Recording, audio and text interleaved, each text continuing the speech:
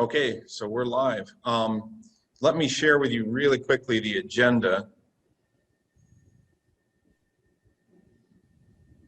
because I wanted to share. Here's the overall of what we're going to try to accomplish tonight. Michael Golden will speak to us a little bit, and then we're going to hear from at least Carol Necarato, because I saw that she signed in. Thank you, Carol. She's a faculty that taught this past summer and what she experienced with COVID. Larry Diekman hopefully will make it in either via phone or via Zoom. He may not be able to make it. If he can't, then if anyone has any specific questions for maintenance and such, we'll get those and shoot them out to you. And then Nina's going to talk to us a little bit about ADA. Then we're going to have an answer session. What I didn't put in here is any kind of break. So it'll depend on how much time this takes. If we get to like 45 minutes and we're done with this, then let's take like a 5-10 minute break so everybody can get a drink, go to the bathroom, whatever they need to do, and then we'll get back after it. Then we're going to go to Megan Hess's presentation to help us assure that we're doing best practices while teaching online/hybrid. And then Trista will talk to us about the resources that the library has, the Learning Commons has, and then we'll close it out with Michael will wrap us up and take us out of it. Does anybody have any questions about the agenda? Okay. I will stop sharing my screen then. And I guess Michael, go ahead and take it away, sir. All right. Well, thank you guys for being here with us. And also, if you're watching this recording, thank you for watching and taking the time to do that. For those of you, I think everyone in the room I've actually met personally, but for those of you that watch and maybe you're a new adjunct and you don't know me, I'm Mike Golden. I am the VP of Academics here at Glen Oaks. And I'm just here to, number one, welcome you back to another year. This one's going to be a different one than what we've experienced before. And thank you for taking the time to spend some time either getting together with us or watching this. And I just want to share a few thoughts regarding COVID and things that we've done to prepare for this fall. And some of you in this room have spent many, many hours with me and others in the administration on behalf of the full-time faculty at Glen Oaks to talk about these issues over the late winter, early summer, midsummer, late summer. So I just want to thank all of you again who have been on committees, who have been on the Senate group that we've had discussions with so that we could really be well prepared. As you know, many of our sections that were planned to be face-to-face have been switched to either hybrid or online. And really our entire thinking here was to still provide opportunities for students to come to us, whether they come virtually or they come in person. And some of our students, as we learned in the winter, have very significant challenges with getting to online resources from their homes and so forth. So that's why we offer, like many other colleges similar to us, a mix.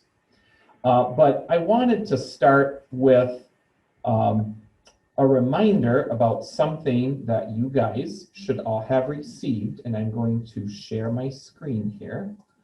In your email on August 20th, so that's about a week ago, our Human Resources Department sent out this email with the latest iteration of our COVID-19 Preparedness and Response Plan. That's the PDF document that's attached. If you haven't had a chance to review that, please make sure that you review that. Take a little bit of time over the next few days. And one of the things that I guess I wanted to highlight in this whole thing, there's a lot of different things that as you go through here, there's the personal protective equipment that we require, our phased opening, and you can learn about how these things are done. So if the governor changes the stage of reopening, what the college is going to do, and so forth. Screening, or the form that we have to fill out, and so forth. But I think most importantly, I wanted to let you know that that's there, and also to highlight some things from that. And I'm going to go ahead and stop sharing for the moment here. But to highlight things that are probably on everybody's mind. So what are we doing in the classroom? We have reconfigured classrooms or limited enrollment caps such that every classroom on the main campus and the vast majority of locations off-site are set up with built-in 6-foot distancing for students and faculty, of course. So whether that meant removing some desks or putting signs, "Do not sit here," and so forth, that's what has been done and is still to some extent being done as Larry and his crew are finishing the preparations. So that's one piece of it. The other piece, of course, is we are requiring masks to be worn by faculty and students.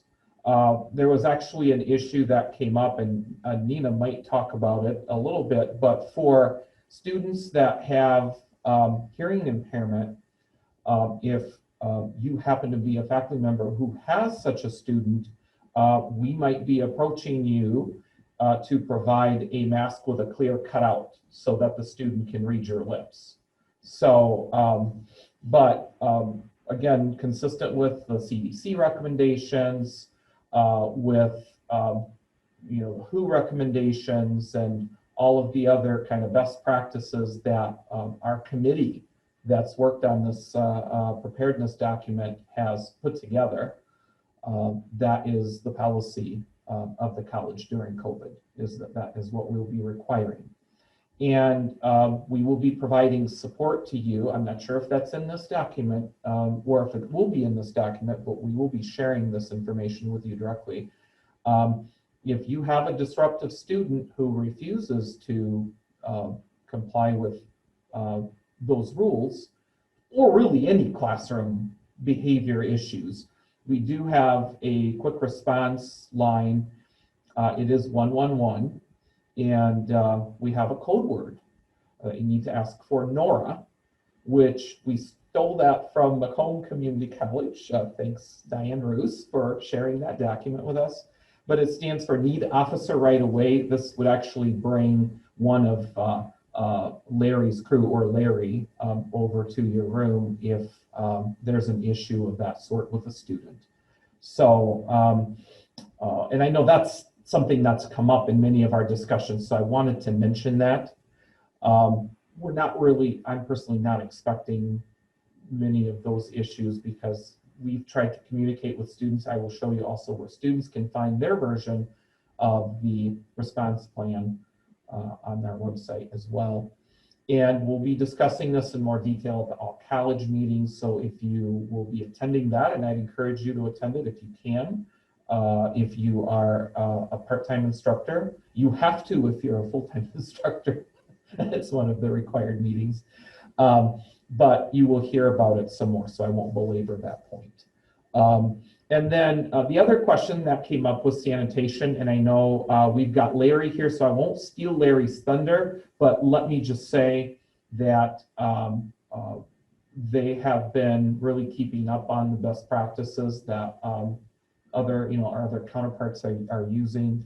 In addition to that, the college will be providing cleaning supplies so that students at the very end of the class can simply get a wipe and wipe the surfaces where they were sitting. So we'll be asking all of you to ask your students to do that, just so that we can maximize our sanitation efforts and prevent anything that's preventable. Of course, we are all here to support you. And if you have questions about various aspects of your teaching during fall, and hopefully we'll get some kind of developments of therapeutics or vaccines, getting closer to winter, but who knows, it might be going even beyond fall. But as you think about it, or later on, please don't hesitate to reach out. And if Diane or I can't help, we'll direct you. And we also have a document that I believe was sent out today by Tanya Howden, which will also help and remind you all the different places that we have around campus that can help students as well. So in the spirit of keeping this brief, uncharacteristically, I will stop there, but I would like to just open it up very briefly for any questions at this point.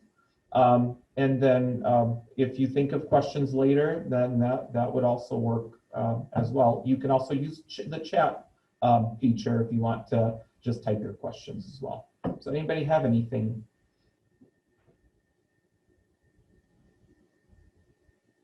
All right, hearing none, please, don't hesitate to ask or, type them in the chat, or you can email me or Diane, and we'd be more than happy to address those kinds of things. So I believe I'm going to turn it back over. Oh, I'm sorry. You know what? I was going to show you guys how to get to the student plan. Let me just take one more second and do that.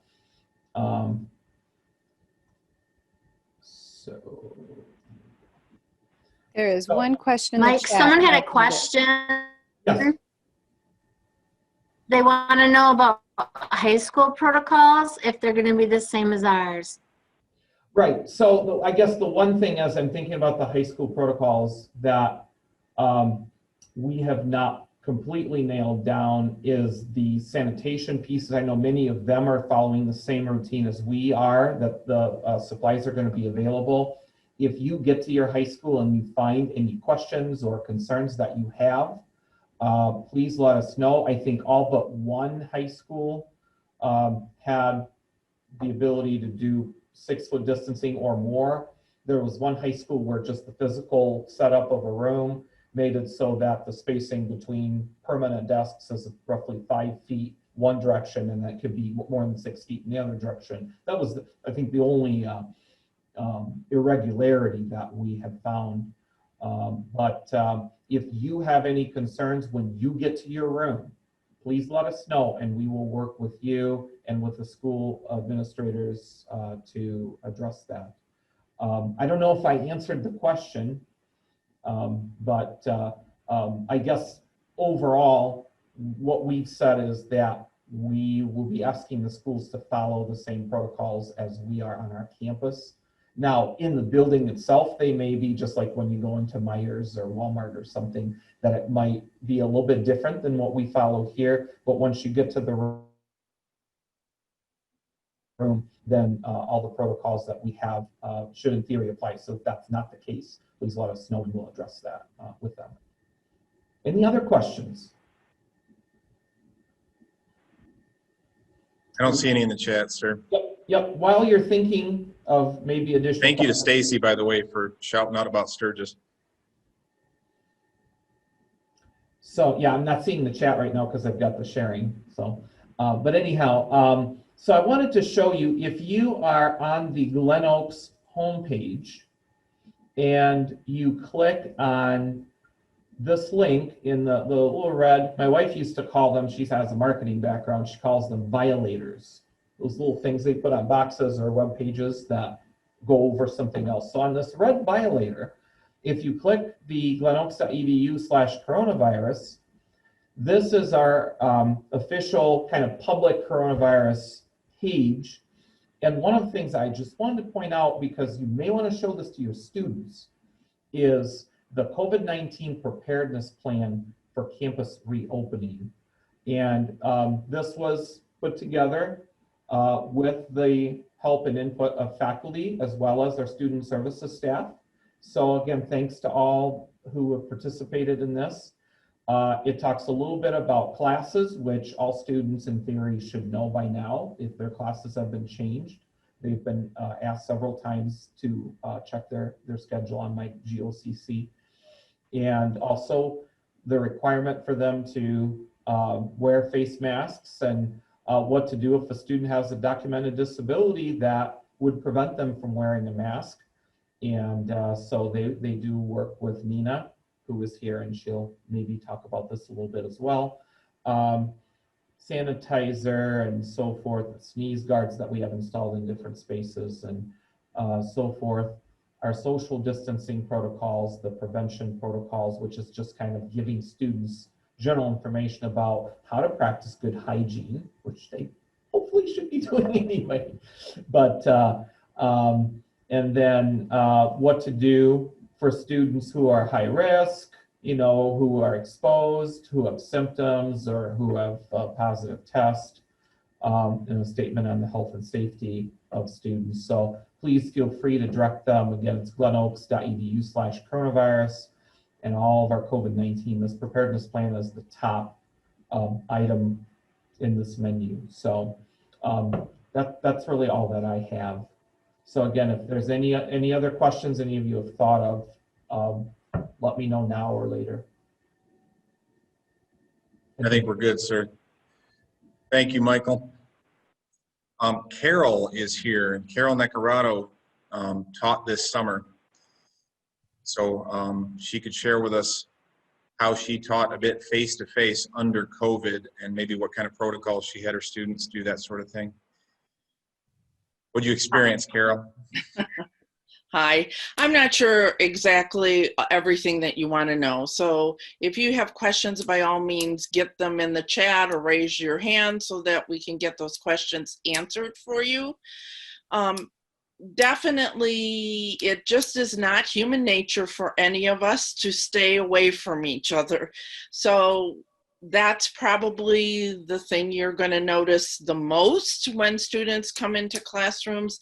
They really are going to try to move towards either you to greet you or move towards others to greet others. So you want to be prepared on how to handle that situation, and gentle reminders throughout the class time. The others, otherwise, they really were fine with what we were asking them to do. We didn't, and I'm sure there will be students who will have issues with the mask, but we did not have issues with the mask with the healthcare students. They were, I mean, knew they were going to have to wear them anyway. So we did not have issues with that. And the college is going to help you guys in terms of making sure that desks are distanced appropriately. With us, we had to try to do that ourselves at that point in time because we were the first ones coming back. So, but I did notice yesterday when I went in that already the desks in the classrooms around my office are already cleared out. They don't have as many desks in them. I noticed the roll of paper towels in each one. I noticed the spray bottle in each one. The spray bottle is there because it's disinfectant, and I'm sure Larry will tell you that the disinfectant needs to dry on its own.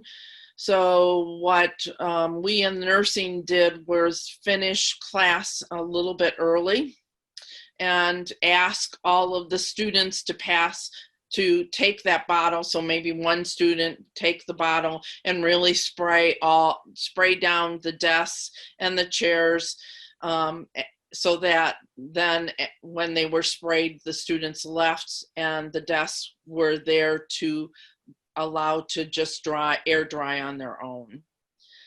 But I think you're going to have to remind students to do that. And otherwise things are not going to get disinfected in between each class time. And then the other thing that I would strongly encourage you guys to think about are your attendance issues, because they're going to come up.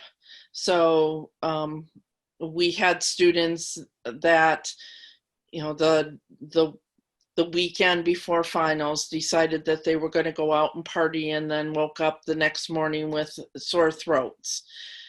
So, you know, what are you going to do in those situations? Are you going to give them zeros for their tests and their attendance, or are you going to give them an opportunity to make that up, and how are you going to do that?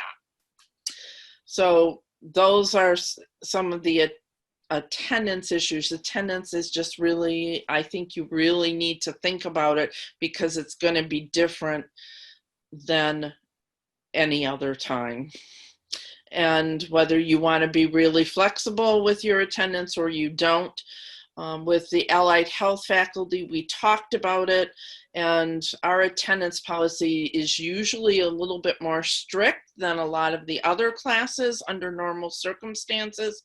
Basically, what we are going to do is we'll be more lenient on the attendance, but we are not going to be lenient on the deadlines because they need to be taught that responsibility. So that's what we as a group of faculty have decided for our area. So, and then we'll end up, I'm sure, having to deal one-on-one with students as issues come up.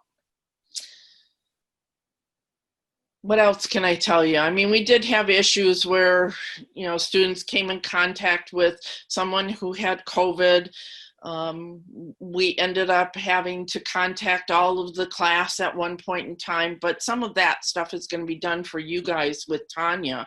So read that manual that Michael brought up for you, because some of those issues were addressed because of things that happened throughout the semester. So, and to add to that just a little bit, just to maybe put folks' minds a little bit more at ease, is that the students that did come into contact with COVID did it because they were in a medical environment as students.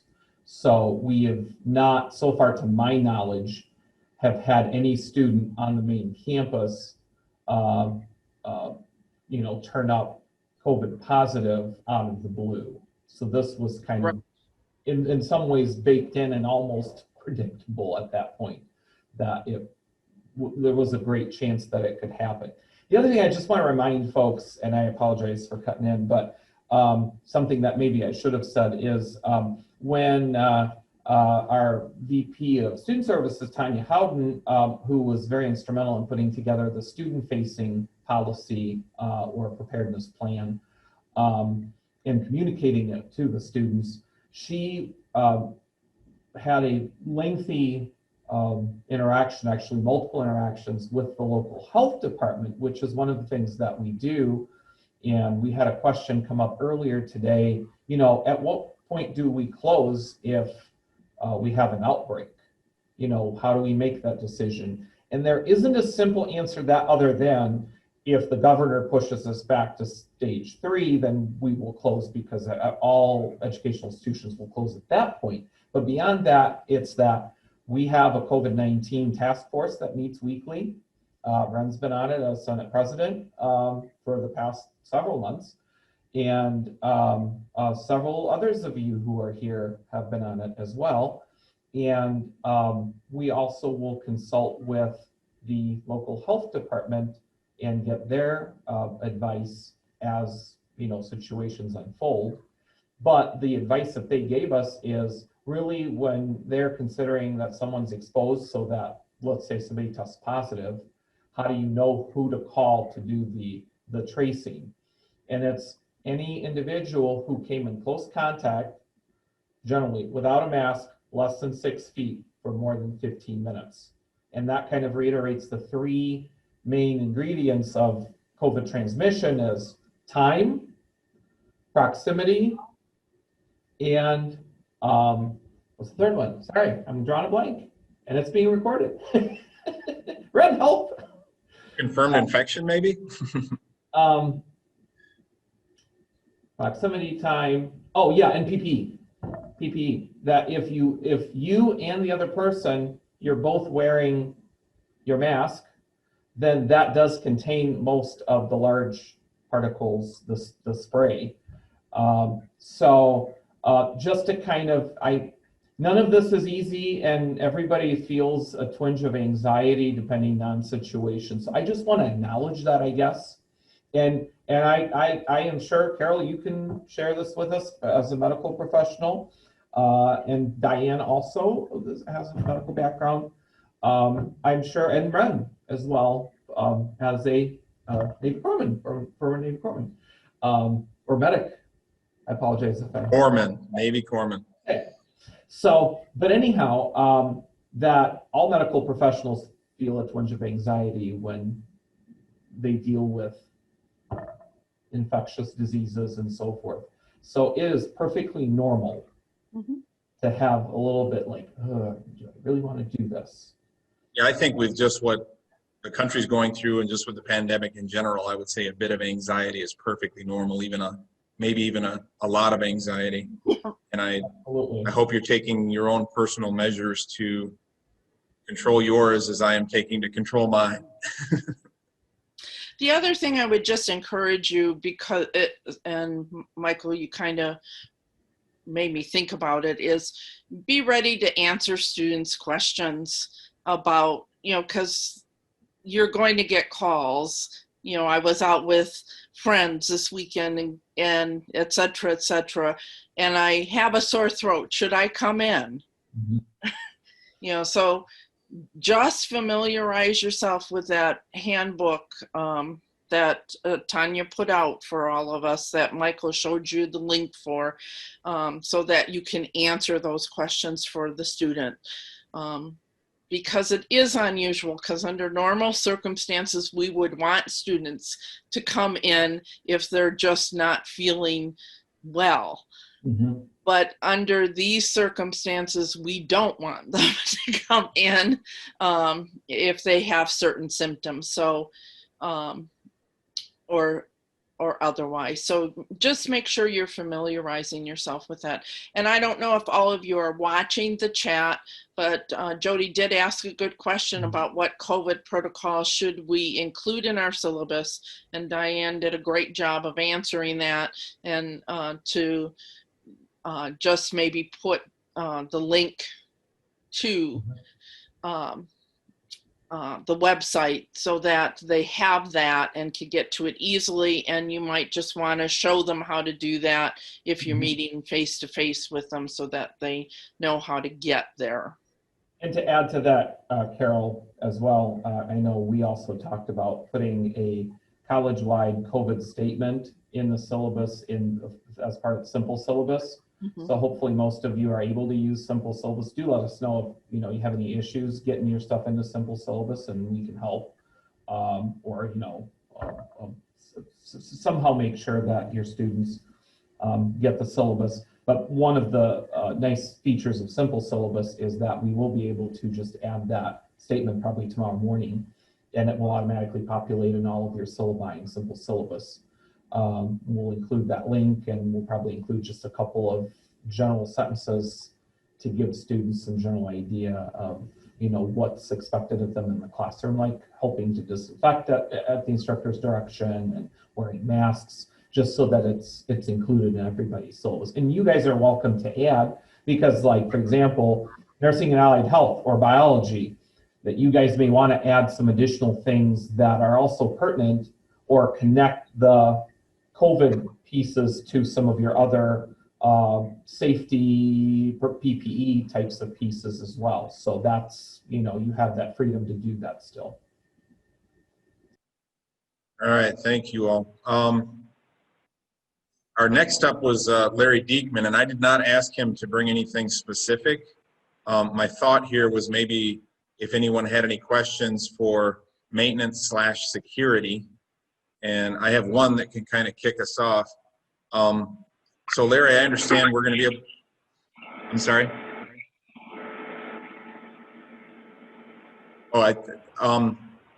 We're going to call 111 if we need you, if we have a student refusing to wear a mask or to leave. Do you know roughly how long it might take you to arrive? Honestly, we never know. In a situation, our location, the best thing we have on hand is our radios. Once that goes out, whoever's the closest or multiple will be there as soon as we can. And the thing is, too, you just got to remember, in a situation like that, it's not one of those panic situations. It's like, okay, I got to call this number, I got to report it, and then we'll see, what happens from that. I almost guarantee you get on the phone, and if the person knows you're calling, it's going to be over. At least I hope so. We had the summer program with some of the nursing students and stuff, and we really had a great response. I was really impressed with all the nurses we had come in here and how they handled themselves, and they just did a fantastic job. And I really think that if a person is got to be reminded to put their mask on, I really feel comfortable that they've been around long enough to go in stores and other places, they should respond to that. And at least we hope so. And like I say, we'll do our best on the maintenance end / security, and hopefully make it a smooth transition.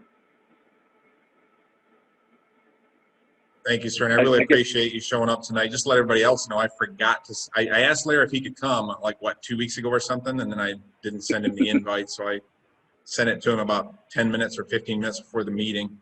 Does anybody else have any questions for Larry? Let me just ask one, because I know some of the folks that are present have not heard this. Many of us have, but Larry, can you tell us when your crews are cleaning, what they use? Because I touted that we are using, state-of-the-art approaches. So can you tell just a little bit more about that?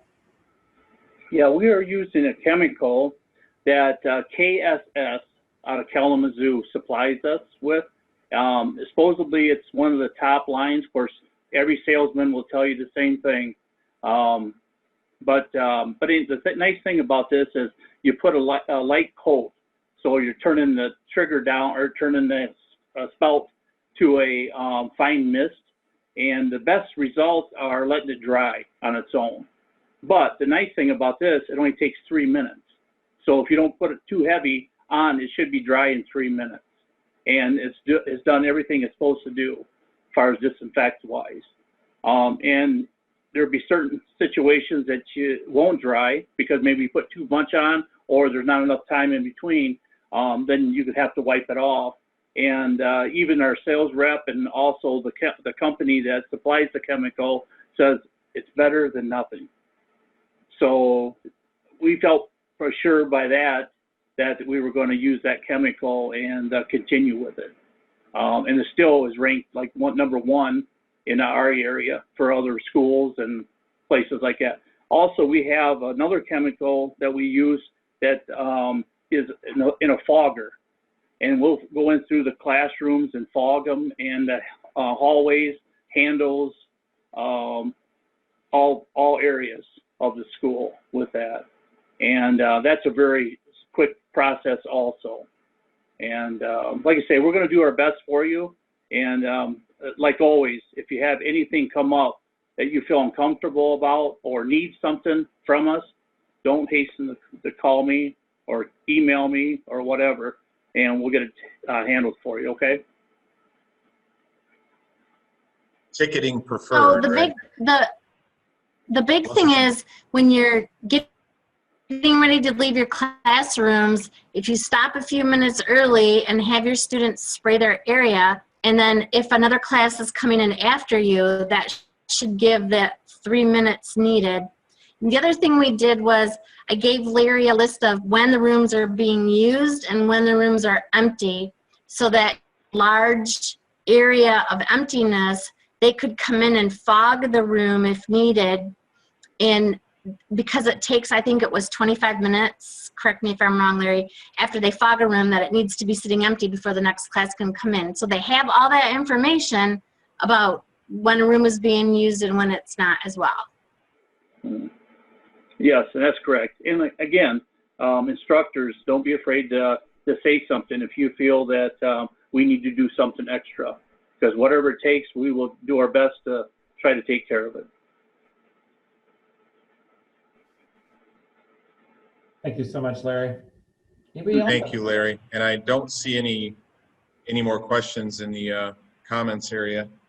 By the way, since we have so few people here, the reason I had the answer session and that sort of thing is because this invite went out to, I believe, almost 200 people. So I thought we might have it. There was a risk, well, that we might have a lot of people here. We have so few that I think we could have decent conversations without worrying too much about speaking up. So at any rate, moving on. Nina Dickerson is here to talk to us a little bit about masks and ADA and some other issues. So go ahead, Nina. Okay, great. Thanks for having me. I just want to say it's nice to be invited to this. I'm pretty new at the college, so my position is Disability Support Coordinator, OSSP.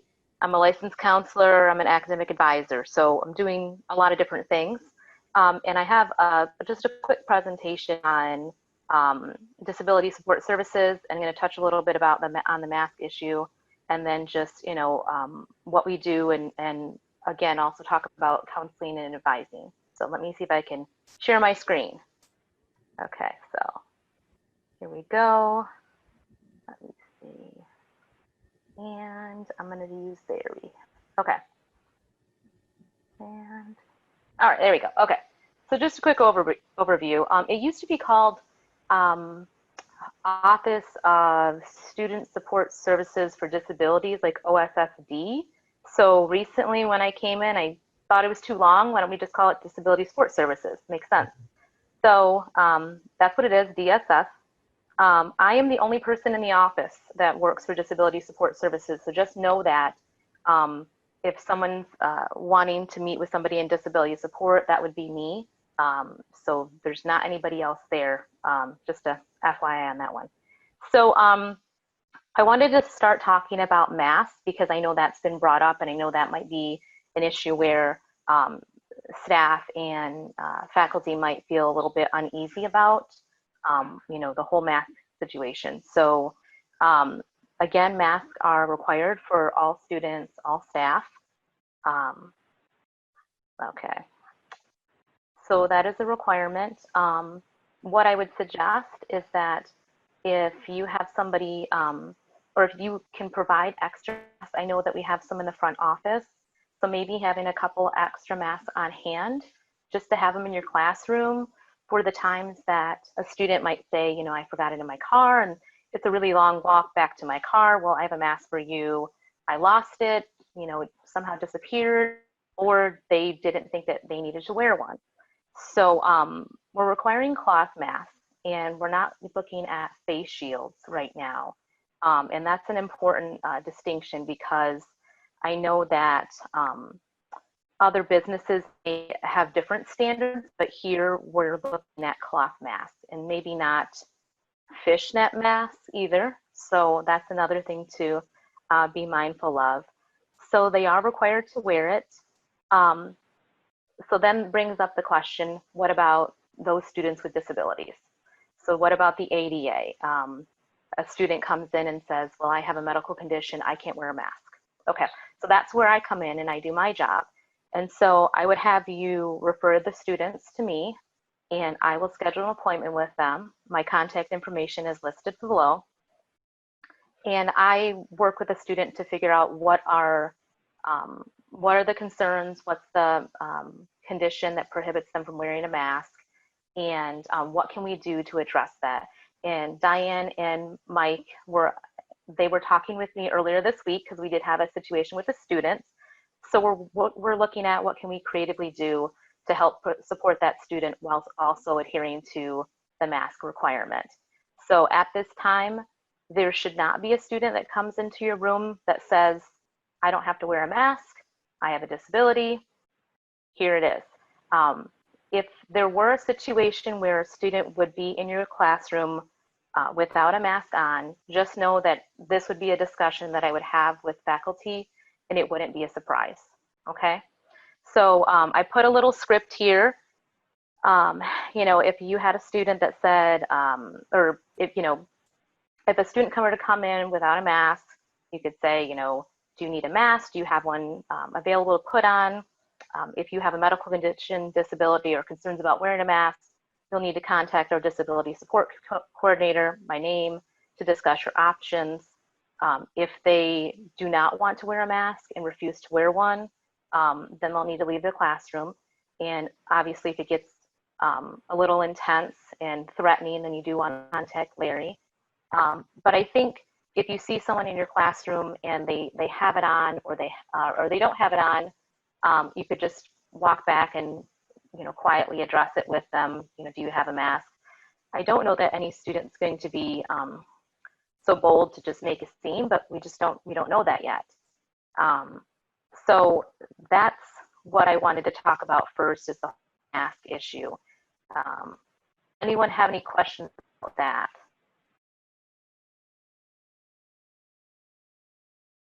I don't see anything. I do have, Glen Oaks is handing out masks. I put that in the chat on welcome day. There's the green ones.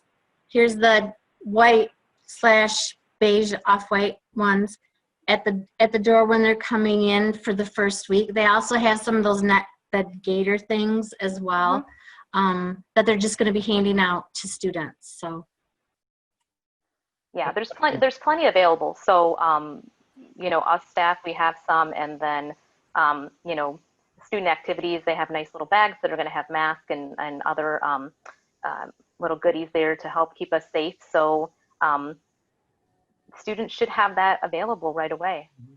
If I could add one more thing. Yeah. As someone, I guess I've gotten into a routine, you know, getting to work, get my mask on around the office, you know, put it on when I come out of my, you know, own office, wear it around campus. That's been working fine, but it seems like when I do anything out of the ordinary, I forget it. Yeah. Like the other day, Ren saw me, I was popping in to drop some sharps into the sharps container because I just was going to quickly run in, and I'm like, oh no, I forgot my mask. And of course, here's one of Larry's folks and Ren. So Ren was kind enough to give me a mask. And then I did it again tonight. I was running over to my, you know, my office. I'm up on the 4th floor of D tonight. Did the same thing because nobody's here, and my brain wasn't thinking. So I guess my encouragement would be for faculty, don't assume that if a student comes in without a mask that they're just trying to make a statement. They probably forgot it, because if I've forgotten it, I'm sure their brains are going to be just as scrambled as our brains are in the first week. Yeah, good point. You know, we keep some, I always have extra, and we went out the other day and didn't have anything, and then we realized, oh, we have something in our glove compartment. I bought some extras just to have in the glove compartment. So yeah, I mean, things are already intense, you know, getting to school, maybe a new student, they're not familiar with the campus, they're running late, they don't have their mask. So, you know, having those extra supplies on hand can help relieve some of that anxiety of, oh, I made a mistake, I don't have this mask on, I'm not trying to be difficult here. So yeah, I think it's a good idea to have some on hand. Does anyone have any other questions about the mask issue? If you do have a student that you notice, I have a couple of hearing impaired students that when we've had some discussions about how does that work with their disability, and so we've had those discussions already. But if you do notice a student who or a student says they have a hearing impairment, it's going to be difficult for them to get the material with a mask on. Just have them contact me, and I will have that conversation.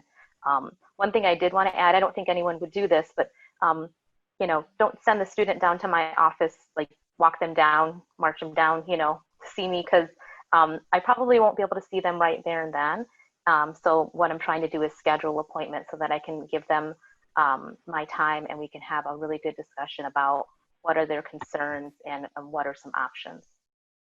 I've got one question, if you can hear me. Hi, Jim. Yeah. Hi, how are you? Good. We just went through our first week with the high schoolers, and you know, they have to wear the mask on the buses. Yep. And all that. And you know, we had some students come in with neck gaiters on, and I don't feel comfortable with those. I want them to have a full mask on of some kind. And I just explained that to him, and he was fine with it, and he's going to get a cloth mask, and you know, but for the day, I had him, he did wear his gaiter, but I did have him wear a face shield in class along with the gaiter as well.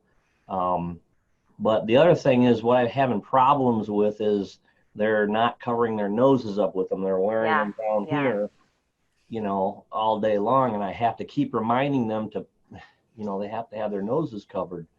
And so we've kind of battled that this week, and I think Elise has as well. So, and it's hot out in the shop, you know, I mean, it was 105 degrees out there yesterday in the shop. So I know it's hot, but the air conditioner is on in the classroom, but that's a problem that we've had. And then my other question was, I know the high school has provided a quarantine room for students who are sick, possibly during class for high schoolers. Do we have anything like that for college students, or are they just supposed to leave? Mike, do you want to talk about the quarantine room? I don't know that that was brought up before. Diane, I think you're probably the most knowledgeable about that. I don't believe we have that, do we? We don't, and we talked about it, and our thing says, if you're sick, don't come to class. If you're running a fever or don't feel well, don't come. Okay. So that plays into the whole requiring students to be in class, which as an instructor who always required students to be in class, that is a difficult thing, but times have changed, and if a student doesn't feel well, if they're running a fever or they have a sore throat, they need to stay home to make sure that it's just allergies or just a 24-hour thing or whatever. So we need to think carefully about how we reprimand students or have penalties against students who aren't coming. So no, we don't have a room because we don't have anyone to man it, which requires someone with medical background that you would have to have there from this minute school opened until the school was done. So we don't have that. And I think part of it too is the high schools have to have it because they're in local parentis, so they can't just say, okay, leave. if that student is not able to go home on their own, whether due to age or they don't have transportation, then they have to stay at the school. So I do think that that's different. Right, and having worked in pediatrics, children are at the mercy of their parents. If their parent says you go, you go. And if you show up with a fever and your parent slipped Advil in your pocket that you're supposed to take at noon, that's what you do. So yeah, we know that high schools are different or elementary schools are different than college. Christopher Hodshire had a question. Yeah. Christopher, do you want to unmute? Hi. Yeah, I have two questions. One is, suppose they have a documented disability not to have the mask. Will we get information from your office in regard beforehand? Yes, exactly. Will they have one with them too? Say that again? Will they have one with them too? Because I'm working at the high school this semester, so that's why I'm wondering. Will it be different with the high school kids? So that's an interesting question because that leads into our accommodations. So as a high school student taking a college course, if it's an accommodation, then it would be coming from my office because it's a high school, because it's a course that's a college level course, even though the setting isn't in a high school setting. Right. So if you have a student, I'm not sure how the high schools are doing it, but if you have a student that says, hey, my high school counselor says I don't have to wear this mask, and they're taking a college course, then they still need to come to me and have that discussion because they're taking a college course, even though it's in a high school setting and for college credit. So technically they are a college student and they have to comply with the college requirements. But I will receive documentation from you. Let me know who that student is. Yes, before yes. the class starts. So first day, there is nobody right now. Absolutely nobody that I have had a discussion with that based on that discussion, they are going to come into the classroom without a mask because they have a documented disability. That's not Okay. occurring. I don't Yeah, have anybody at all. I have had a couple of students that have asked me about it and we've had some discussions, but I will talk with those students and I would always notify the instructor. I notify instructors about accommodations. And again, if that were to occur, this would be an accommodation and the instructor would be notified. Okay, and this question is for Mike. Suppose at the high school level we have issues with the students not wanting to wear masks, or perhaps they wear their mask but just do it under their nose. Right. How should we go about handling that? Actually, that's a very straightforward answer. All of the discipline at the high school, while it has to be reported to Tanya Howden, our VP of Student Services, but the actual discipline is done by the high school staff. Okay, So that's what I what want to we'll know. do is reach out to the high school staff if that's happening. And even if it's just going into the office and telling the secretary saying, hey, I have a student and, we have this policy and they're, not abiding by, even if the high school doesn't necessarily have the same policy. Again, we will be working with the high schools, and that's something that I've just written down for Diane and me to send out to our partners in K-12. And probably we'll have a conversation with Nina as well, just to clarify, if they are having some processes to determine that students aren't able to wear a mask, that we might streamline that process as well. That actually has not come up in previous conversations. And that's why these things are really helpful, the kickoff and other faculty meetings and get-togethers that we have, because you guys think of some of the things that we may not have thought of. So I'm just preparing. I've heard it happening at other schools, universities and stuff, so. right. Yeah, I think one of the things I would recommend is to make that relationship with the people at the high schools, so that, like, just go down there to whoever, counselor or maybe a vice principal or whoever it is that your primary contact is, and ask them, if I have a student who's giving me those kinds of problems, what should I do right then? Mm-hmm. Yes. And because every high school is going to be somewhat different, at least. Yes. By the same token, we're also trying to reach out to them, to work with them, so that we have more consistency. We know that, different institutions, you're going to have different rules, different approaches. Some are a bit more relaxed in the way that they, not necessarily in how they approach PPE and that sort of thing, but a little more easygoing in how they approach their students. Then we have high schools, and I won't name one, but we have one in particular I'm thinking about that is very, very strict in how they approach their students.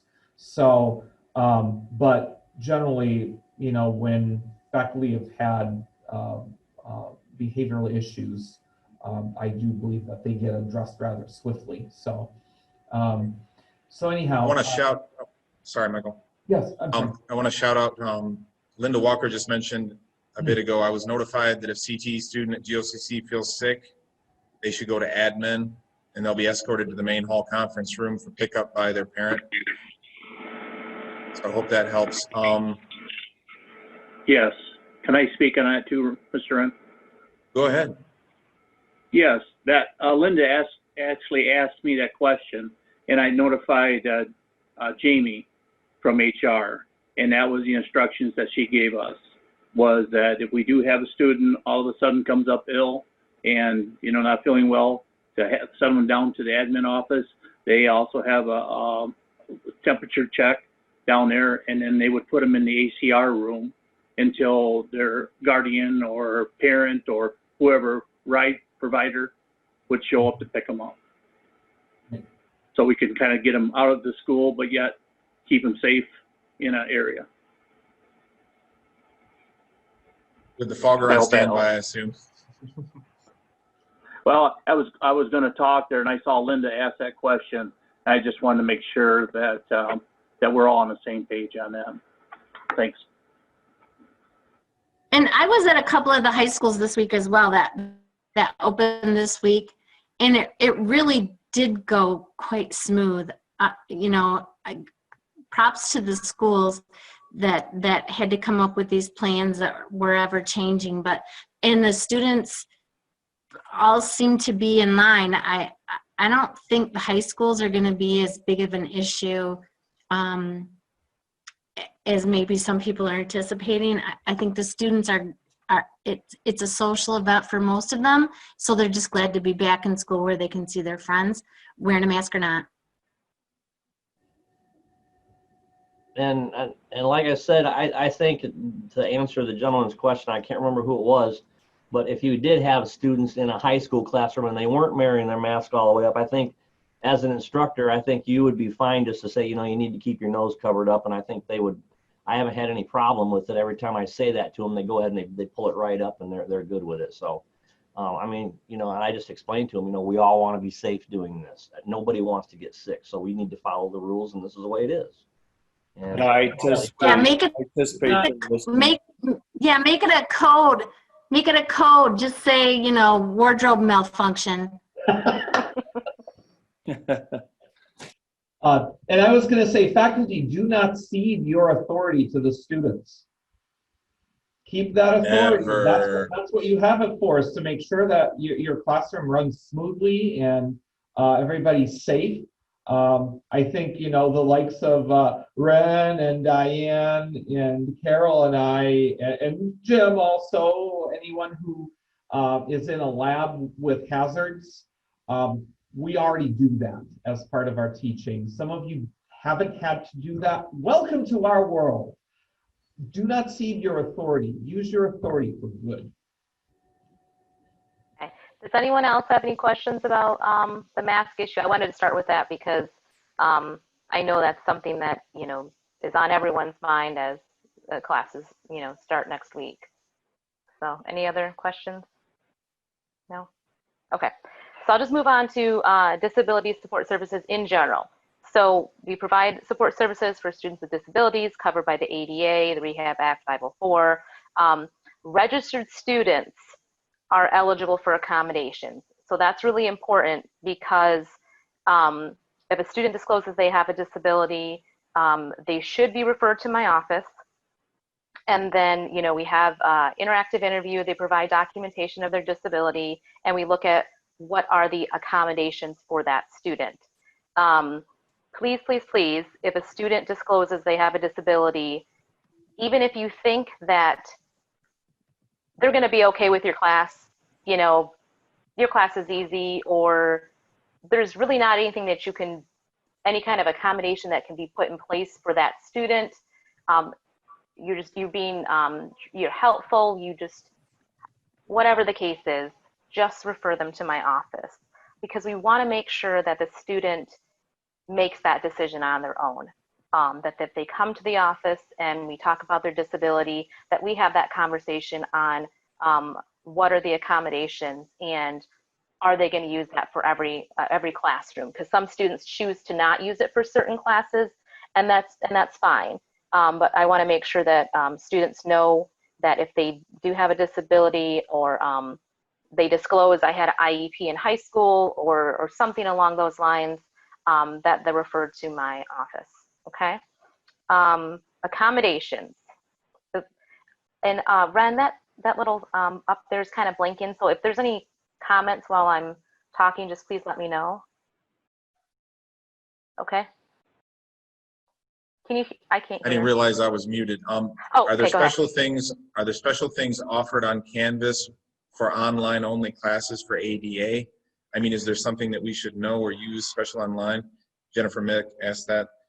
You know what? That's a good question. I was talking to Tanya about Canvas because there are some features within Canvas, and I have to check on that. But as far as online courses, the accommodations that I see being a challenge with that are students that need extended time, and so maybe not being aware that extended time for that student is still allowable. And the other question is readers. So a student that has a reader as part of their accommodation, so they're taking an online course, they're having this test that's online. If the format allows a text to speech, that's great. If you're able to figure that out and you have that available. If not, then they would need to take their test in the testing center, and we have readers there that can provide that service. And if it's a test that needs to be proctored, that also has a reader requirement, that's something that I can provide. So please make sure that you reach out to me if it's something that's going to be difficult to apply with an online course. But yeah, I think readers are the ones that I think sometimes get a little bit confusing. Okay. And the other thing that just popped up on the chat related to that, Nina, is Megan Hess pointed out that there is an accessibility checker. Yes, there is. Yeah. So if you guys need help finding that, Megan would be happy to show us. I think she might show us when she does her portion today, but also don't hesitate to ask her after today as well. And in general, our online courses are supposed to be, like all of our online presence is supposed to be ADA compliant, Section 508 compliant, and so forth. So if there are issues with that, or you have questions about that as a faculty member, please let me or Diane know, and we will try to assist you and connect you with the right folks. Okay. So accommodations, I'm sending them through eTreeve. So once the student has been identified, we've determined the accommodations, I send that document through eTreeve. It's sent to each instructor with the accommodations and then my contact information. You probably got, I think a lot of people got many emails today because I sent all my accommodations out for Monday for the start of the semester. And so once you receive that accommodation, you have to approve it. And approving it means that you've recognized it, you've read the accommodation, and then it files it in the eTreeve system. If you have any questions about that accommodation, if you're not really sure what it means, I know one, note taking is very confusing, and that one seems to be an issue because the instructor doesn't really know what that means. You know, just let me know. I think I actually added it to the next section, but that's okay. So note taking is really having someone take the note for a student. So that can be done through having a classmate volunteer. If you want to give them extra credit, great. We don't have note takers on staff, so I really rely on the student's peers or the instructor to find a student that would be willing to take notes, and we have a carbon copy note taker notebook, or they can do it through just like a Word document and give that to the instructor, and then the instructor can give that to the student that needs that accommodation. We're trying to keep it as discreet as we can. Some students don't care. If they know that, or if they want people to know they have a disability and they want to know who their note taker is, that's fine too. Okay. And then that's about it for the eTreeve. Any questions on that? If it's not approved, it just stays locked, and so it never gets filed. So if you open it and you don't approve the document, then it stays filed, and then I will send you emails asking, have you seen this? Have you seen this document? Can you approve it? And part of that approving is just so I know that you have received it, you have an understanding that the student has an accommodation and that you are going to provide that accommodation. And if that student has any questions, or if you have any questions about that accommodation, that you know to contact me about that. And after that, if Yeah. you still have not approved it, then you're going to hear from Diane or me. Yes. Then I send that list to Mike. So yes. I'm going to go to the next slide because it talks about, like, okay, the accommodations. What am I supposed to do once I get this document? So once you get the document, I tell all my students that you have to have a conversation with your instructor about how do these accommodations work. And examples of that are if your instructor has a test every Friday and you have to take the test in the testing center because you have a reader accommodation, are they going to allow you to take it on Friday for that day because it's going to be an in-class test? Or do all their tests go to the testing center and you'll take it whenever they're sent to the testing center? So you work out those details with the instructor. But if you get an accommodation with, from me and about a student, to have that discussion, some of our students, what I'm finding, even though we explain this, they say, well, my instructor never said anything to me, so I didn't say anything to them, and then the accommodation didn't occur. So Ren had suggested that I reach out to my students again, and I will do a better job of trying to reach out to them multiple times to see how their class is going. Do they have any concerns about the accommodations? Are things working? But if you receive an accommodation, have a discussion with the student, especially if it's not initiated right away, so that we can make sure that those accommodations are being provided. And I explained the note takers, so any questions about the accommodations, I have a few different ones this fall semester for students. So again, if you have any questions about how that works with your classroom, just feel free to stop down and ask me, okay? All right, so I'm gonna go to the next screen. So now I'm talking on behalf of advising.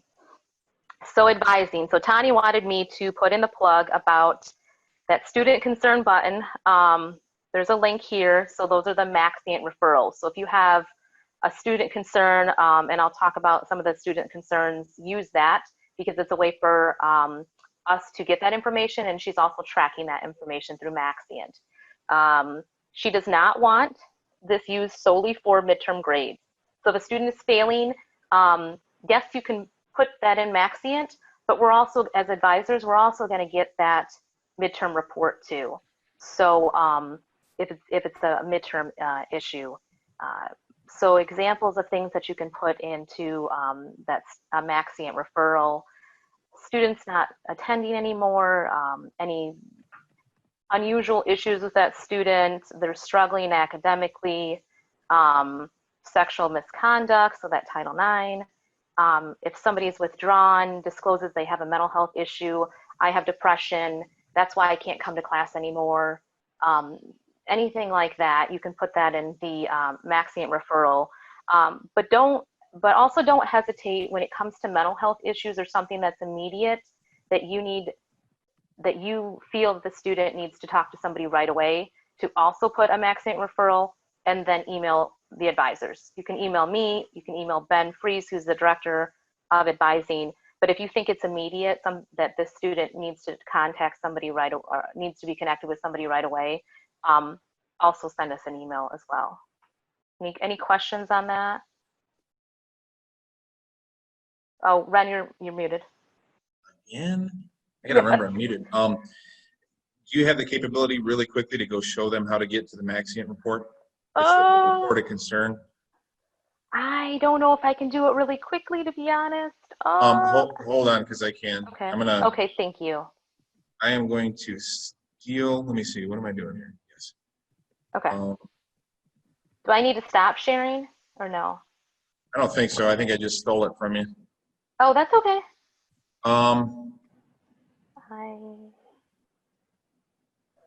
Okay.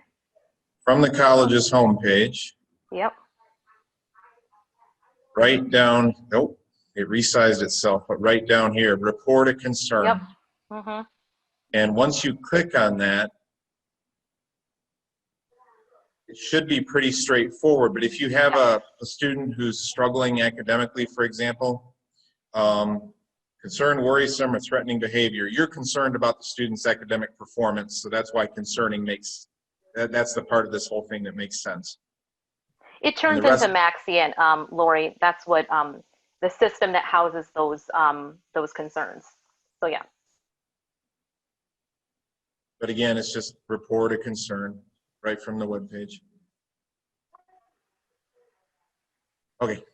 Okay. Back to you, Nina. All right. Sorry. All right. That's okay. Let me see. This got a little bit big. Can I? Okay. That doesn't matter. I'll figure it out. That's okay. So, so counseling. Now I'm talking about the counseling side. Nina, I need you to put if you want your PowerPoint up, you got to put it back up. Okay. Oh, is it not put it back up? Oh, no. There we go. Let me go back to it. I thought it was. Okay. And is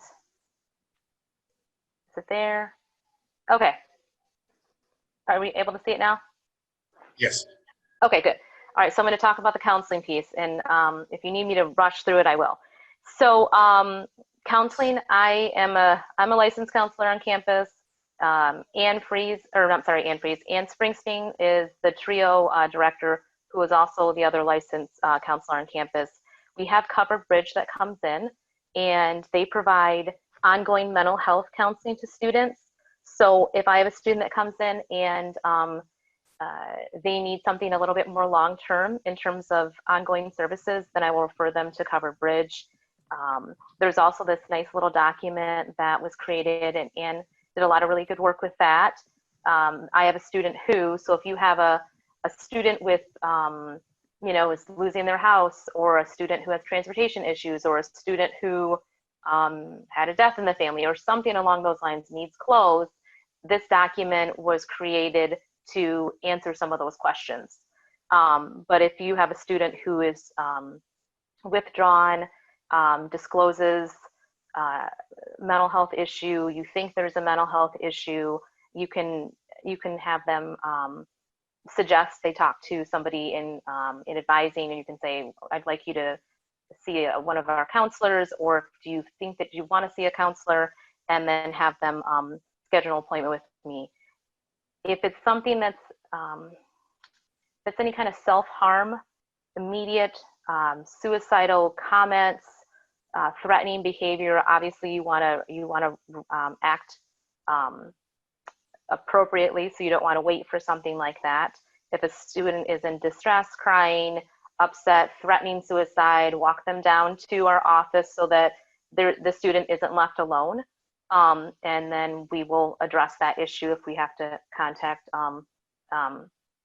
CMH emergency or an ambulance, something along those lines, and we do that.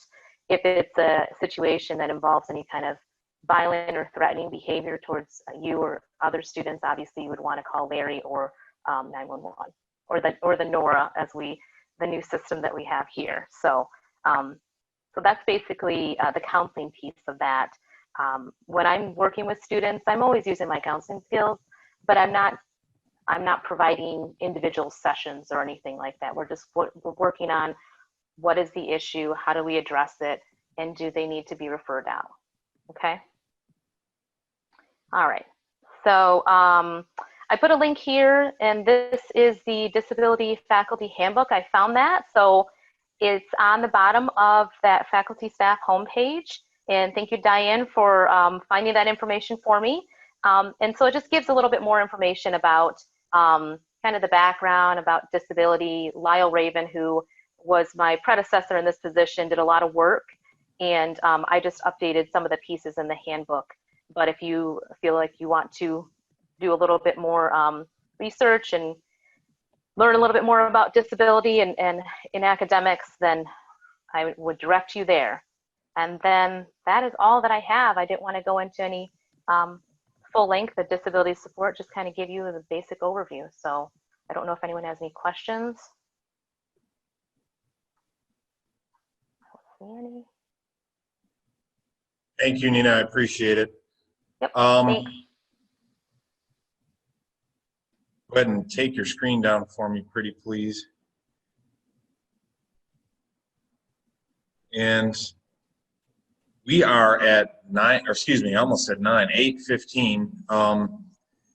5-minute break. All right, really quickly, let me show you eTrieve because someone asked on chat.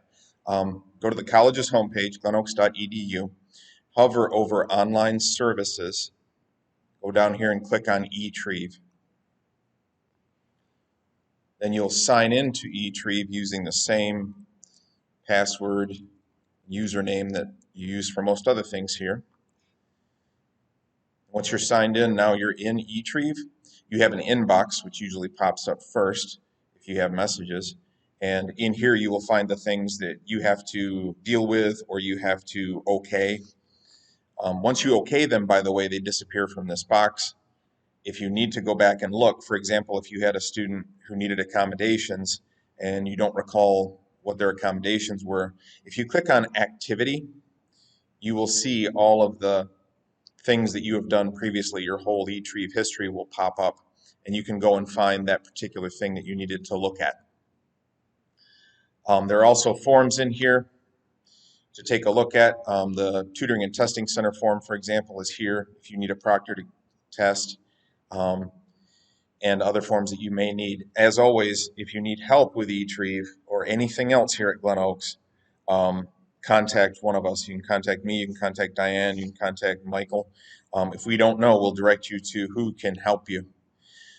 And that's the quick version of eTrieve. My apologies to Megan Hess. When we were recording the Zoom meeting, I neglected to hit record soon enough. So we missed her introduction of what she was going to present, but it did start recording right at the beginning of her presentation. So Let me give you a brief introduction. Megan is a course designer here at Glen Oaks. She's the only course designer we have. She's been, I know for myself, she's been very helpful to help me with Canvas. So I think of her as the Canvas guru, but she can help with many other things. And she has a really great course that she'll talk about to help you with doing good, effective online instruction. So sorry for the abrupt, but let's jump right into her presentation. So if you are using Zoom, or if you're using any kind of synchronous technology like this, it obviously is a great practice, to start with a bell ringer. So in the chat box here, if you want to type some, challenges you may have come across in the last 6 months or whatnot. Oh, my screen's going crazy here. Sorry. Let's see.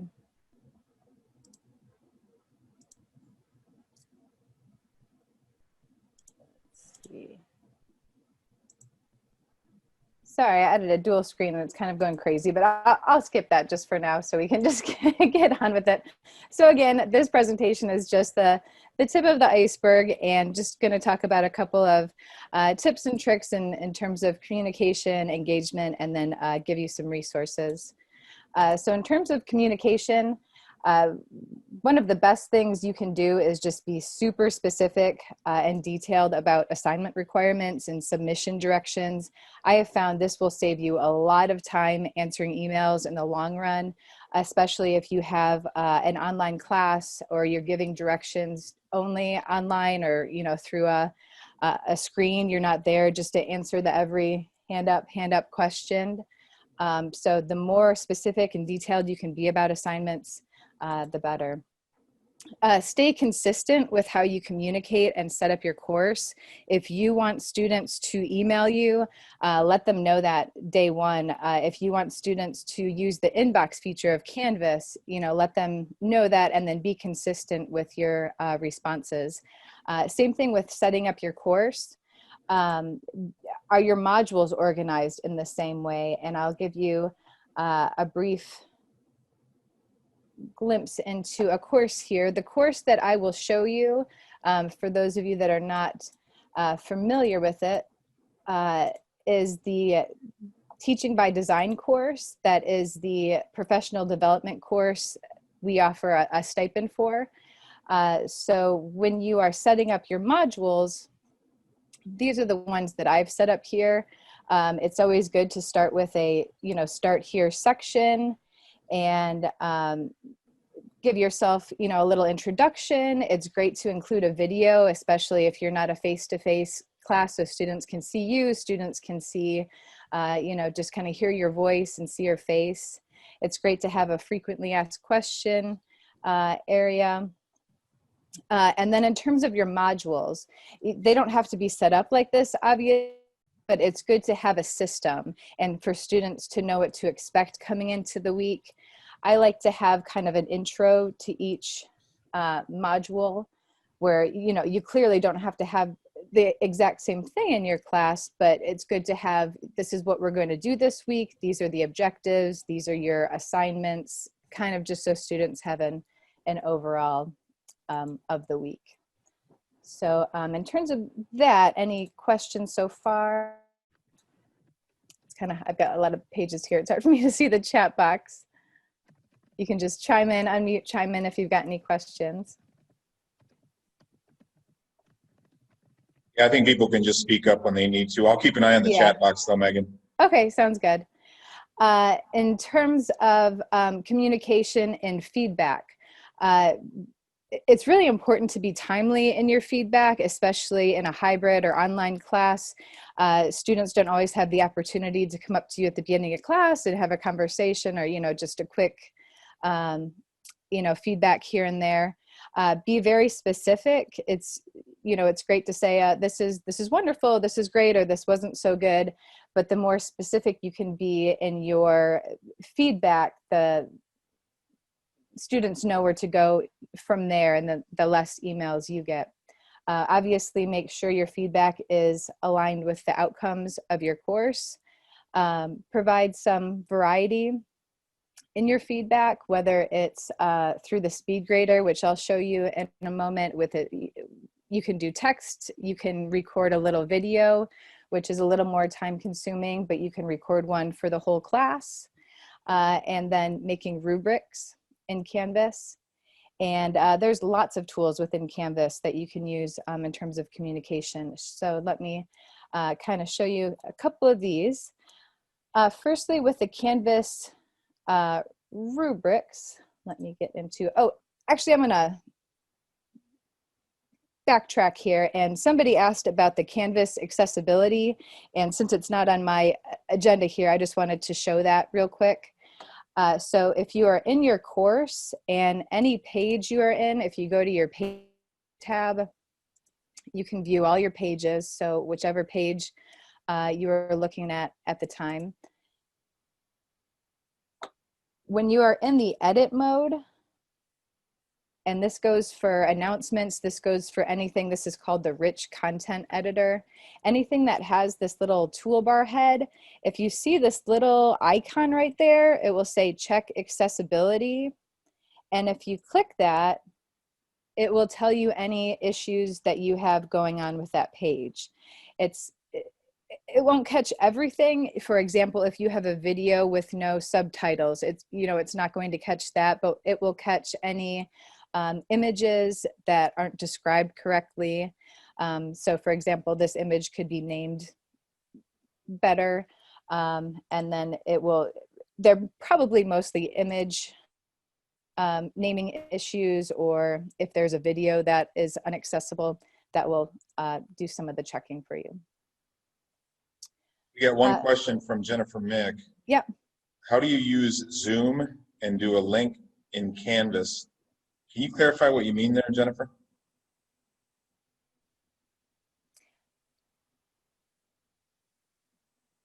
I assume she means putting a link to the Zoom meeting within Canvas. There's a few ways to do this, and I will probably actually do a Zoom, some kind of Zoom training or just informal workshop coming up, because I've been getting a lot of questions about Zoom. I think more and more people are using it, and it is a great tool, and I think it deserves its own workshop. So I look out for an email. I think I will probably do that soon. But probably if it were me, if you are having weekly Zoom meetings, you have a Zoom ID. And so students are just going to log into the same Zoom ID every week. And a great thing to do would be adding it to your announcements. I can just go show those right now. Announcements are a great tool for communication. You can plan announcements in advance, so they go out every week and you don't have to sit there right before and send them out. But you just create an announcement and you can just say, Zoom reminder this week, and then put your Zoom link there, and it will go to all the students in that class. So if you have different courses, I would recommend possibly making different IDs or different meeting IDs for different courses, so it just doesn't get confusing. And then you can send them out in an announcement, or just in an email to your students. You can use the inbox feature, but that would be my recommendation. One more thing, Megan. This Sure. summer, when I was meeting with some students online, Yeah. I put it in the starting at the top. Mm-hmm. So when they first logged in, it was always one of the first things that they would see. They wouldn't have to click to go to the announcement. So it was in my top get started, like right below that, I would say Zoom meeting link right under syllabus. So it was always listed right up at the top. So I could go there and click on it. Great, absolutely. That's another way to do it. Like I said, there's so many different ways. So is this Cheryl? Yes, that was Cheryl. Yeah. Hi, Cheryl. Thanks for the input. Yeah, so if you want to add it right to the top of your modules where students will log in every time, you just make a page and then add the page that you made. And for those of you that are watching this as a recording, or those of you live as well, I do have some resources at the end. I've got some Canvas tutorials linked. So if you're brand new to Canvas and this is going very fast for you, feel free to view those tutorials at the end about how to add pages and whatnot. Alrighty, so let's see, just real quickly, I will show you the, in terms of communication on Canvas, rubrics and SpeedGrader will be your best friend. Setting up rubrics on the front end takes some time, but in the long run, they will save you a lot of time and help you be more consistent with your grading. And also kind of briefly touch on the difference between pages and assignments. So in your Canvas course, you have pages and assignments, and when you make a new one, they kind of look the same, but they have very different purposes, where pages are just our content. So if you want to give students information, if you want to provide a link, if you just want to give them information, use a page. Where if you go to an assignment, that will create a grade book, something in the grade book. So if you just want to purely give information, do it on a page, where if you want it to be graded, you want it to appear in the grade book, make it an assignment. And once you make an assignment, then you can attach a rubric. And so all your rubrics are housed in this other tab.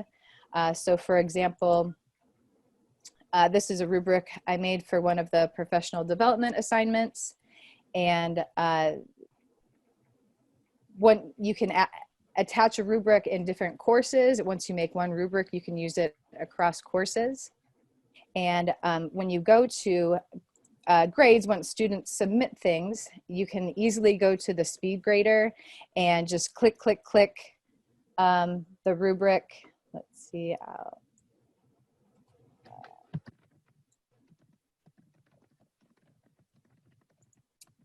So you can just go to your SpeedGrader.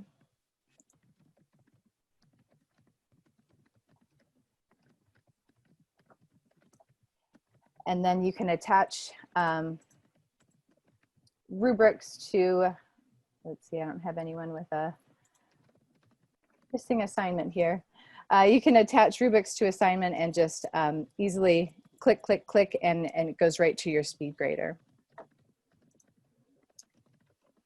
Let's see, your discussion boards, your inbox, your chat. Chat is a feature that I haven't really used a ton. I really haven't used it at all. I just kind of noticed it. I think it might be a new one, but students can use it with each other, and it really just is a chat box, just to have a chat with whoever's online at that time. Any questions about communication before we move on? No, but I just want to warn everybody of one strange thing. Larry just came and told me that there's some kind of gas leak in the college, so I have to evacuate. Okay. So I'm going to try to move myself out on the porch. May I tap you, Rebecca, and give you control of the meeting?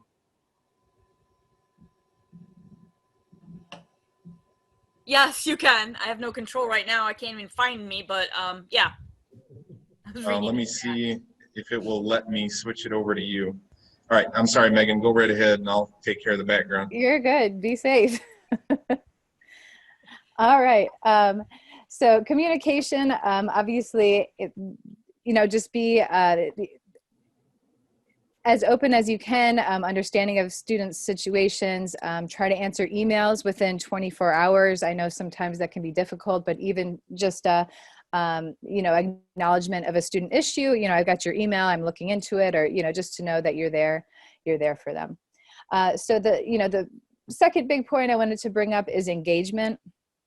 In an online class, it's such a different world almost, getting your students engaged versus when you're in person, but it's just as important.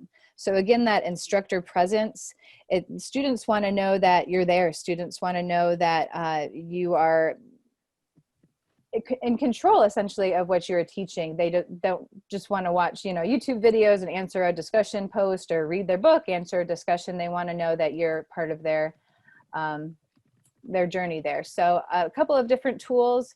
screencasting, which is slightly different from just making a video recording, where you can actually show them your screen. This can be good for lectures. And I know Trista might talk about some of the resources available in the library for recording your lectures.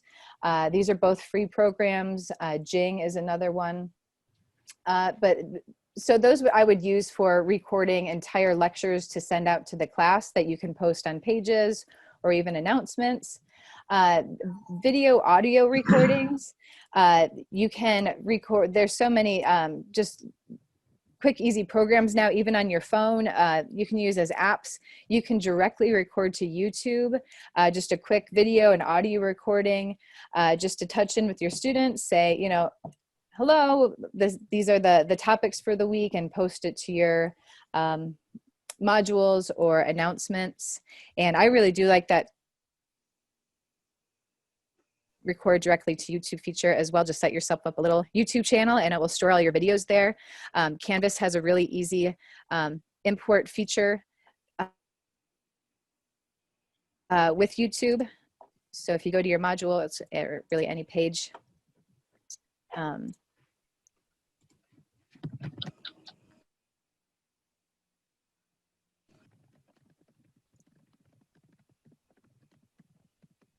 So there's a YouTube button right there, and you can directly insert a link into the search bar, or you can search a topic, like one of my favorites is sloths. And so, you know, just right there, it will directly embed your YouTube video. So if you do make videos and upload them to YouTube, it's a really easy way to insert them into your Canvas page.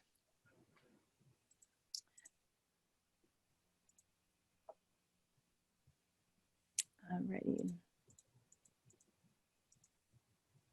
Again, the pages versus assignments, just make sure that you are in the right area. And in terms of that, also, there's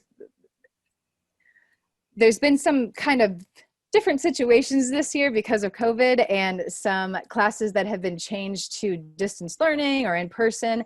And just kind of an offshoot here, I highly recommend making a sandbox course for all of your courses,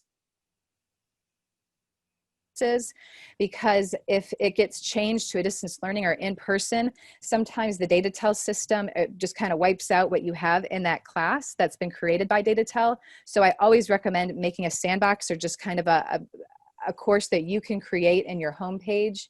On the very right, it'll say create a course, and you can make one for each of the courses you have, and then easily import that content to the real course.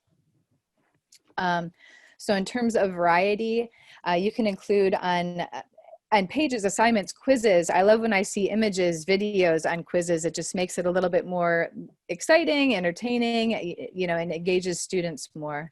And again, I know I'm going through this very quickly, and there's no way that you would know how to do this if you were unfamiliar with Canvas from this presentation. So at the end, I will show you the course that I've created that gives you lots of resources. And please feel free to, you know, email me or contact me if you need help with any of this. Megan's services are very highly recommended. Canvas gives you a great way to provide, yeah. Thank you very much. I appreciate it. I know this presentation is a very small glimpse of it, and I talk very fast. I know that, so hopefully that you can watch the video and just slow it down. So again, with engagement, I feel it's important to, you know, just give a variety in terms of the content that you give students. And Canvas is a great way to give them content without requiring money. There's so much free stuff out there that you can give them links to, articles, resources. They don't have to print things out. They don't have to buy books. And, you know, Canvas is a great way to do that. Give them a link to a YouTube video, to an article, to start a discussion, to basic quiz on just good stuff. That's free. That's the best part. In terms of group projects, student collaboration, there's some great resources out there. And again, these are just the tip of the iceberg in talking about all of these great resources. I know I've shown Padlet in the past. Padlet is almost just like a wall that you can post a question and students can post their answers to, almost like an interactive discussion board that doesn't necessarily have to have a due date or points attached to it. Answer Garden, almost like the same thing. And I like these all because they're free. Students don't need to make accounts. Sometimes that puts a burden on things when you're trying to use a cool tool, but then students need to make a login and go through all these steps. So Google Docs and Canvas actually just sent an email today that they're incorporating Google Docs in almost a updated, fancier way. So more to come on that in terms of Google Docs and Canvas, but students can collaborate on the same document. You can use a spreadsheet for, you know, math classes or what have you in terms of collaboration, but the Google Drive, the Google Suite there has endless opportunities in terms of student collaboration. And then dot storming is one that I'll briefly show you. I think this is kind of one of the cooler ones that I've seen lately. So I'm going to put this, let's see if I can do this. I haven't tried it. I'm going to put this into the chat box, this link. And if you can go to the chat box, or if you can just copy and paste it, let's see if I can get there. That's my chat. And dot storming is cool because you can ask a question and you can give students votes. And it's almost like if you are familiar with Reddit, students can upvote answers, so you can kind of see what the most popular answers are. And it's a good way to kind of do a informal survey. Oops, I posted that privately to Jennifer. Let me do it to the whole group here.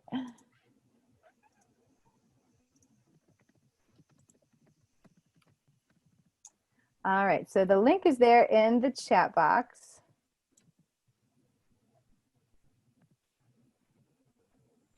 And if you copy and paste that link or click on that link, it should take you to the dot storming page that I created.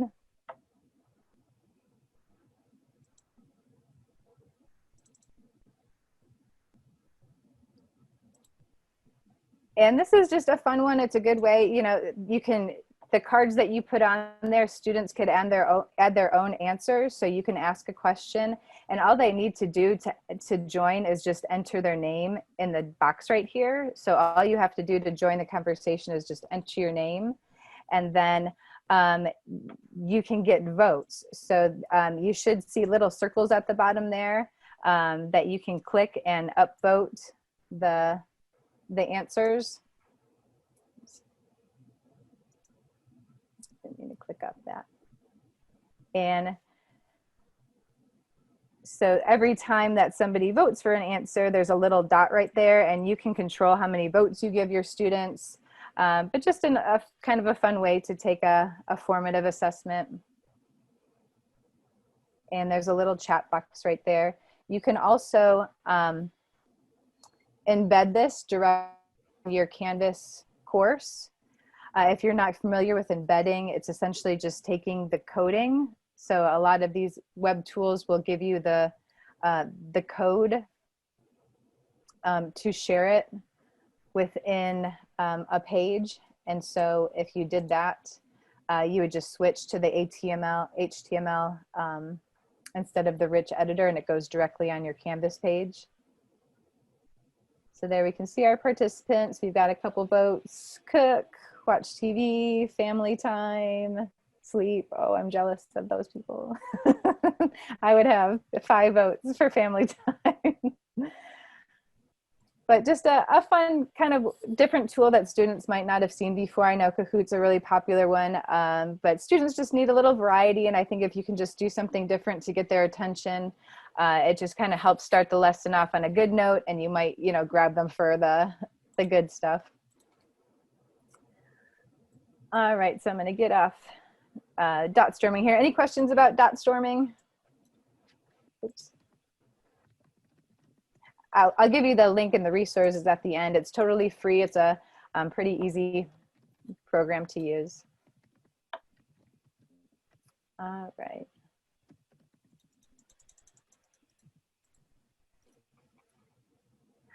Student activity in Canvas. Excuse me, this might be one that you want to take a look at.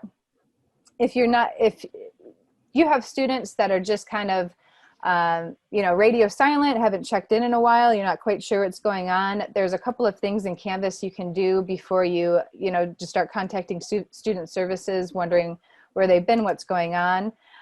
You can go to people and then click the student name and go to analytics, and you can kind of see the students' history in Canvas, the pages they visited, how long they've spent in Canvas. It won't give you a complete snapshot of everything they've done, but it might give you more information to see, okay, the student hasn't logged in at all. I really need to contact student services, see what's going on. Or you can see the student has been spending a lot of time and accessed all these pages. They really need some extra support. And then Gradebook has a new feature, which I'll quickly show you here. And I know you wanted me to be brief, and I'm not. I'm sorry.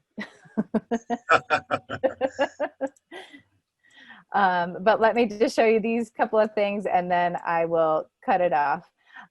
So let me go to show you how to get to those analytics. So in your course, go to people.